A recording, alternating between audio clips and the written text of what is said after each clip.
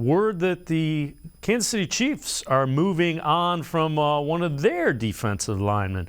Frank Clark, who is from this area, went to high school at Glenville, went to college at Michigan, has been productive, has had some off-the-field stuff, but they can't come to a deal. So they are going to reportedly be ready to release the 29-year-old defensive end, third all-time leading postseason sack leader.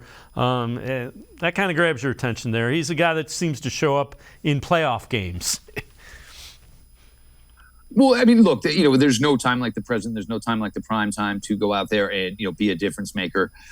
Frank Clark, to his credit, when he came into the league, obviously much maligned, a lot of questions, about whether or not he was going to be able to have a sustainable career if he could control his actions off the field.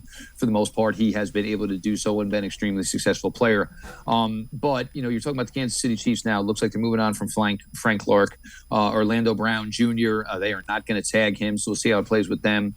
It goes to show you that even the best teams have to go through, financial situations where you basically got to trim the fat a bit. Frank Clark, look, with, what the Browns currently have in-house at edge, going to be 2 second-year players. It's going to be Myles Garrett.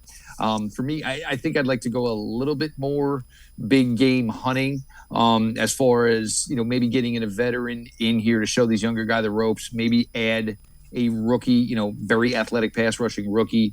I'm not saying, Frank Clark wouldn't be a decent signing for this team.